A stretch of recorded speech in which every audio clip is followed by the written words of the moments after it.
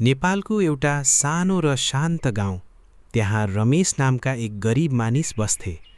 उनको परिवारमा श्रीमती र 5 छोरीहरू थिए। तर त्यो समाजको सोच गाउँको शान्ति जस्तो सुन्दर थिएन। त्यहाँ एउटा गहिरो धारणा थियो, घरमा छोरा जन्मिनै पर्छ। रमेश पनि त्यही सोचको दास थिए। 5 छोरी जन्मदा उनी खुसी हुन सकेनन्। झन् समाजका मानिसहरूले छोरा जन्माउन नसक्ने भन्दै तीखा बाण प्रहार गर्दा उनको मन छिया हुन्थ्यो। गरिबी र अपमानले थिचिएका रमेश लाज र दुःखले भित्रभित्रै टुट्दै गए।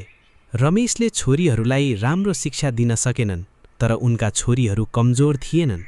उनीहरूले परिस्थितिसँग हार मान्न जानेका थिएनन्।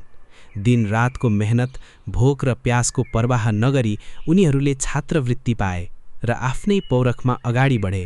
समय बदलियो। एक छोरी डाक्टर बनिन्, अर्को शिक्षक अनि अर्को इन्जिनियर।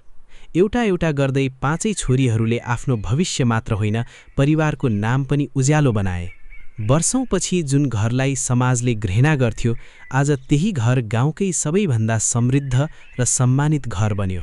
रमेशका आँखामा आज पछुतो होइन, गर्वको आँसु थियो। उनले बुझे, छोरा होस् वा छोरी, सन्तान त आखिर सन्तान नै हुन्। असल शिक्षा र अवसर पाए छोरीहरूले पनि संसार जित्न सक्छन्। याद राखौं, छोरी बोझ होइनन्, उनीहरू त परिवारको असली गौरव र उज्यालो हुन्।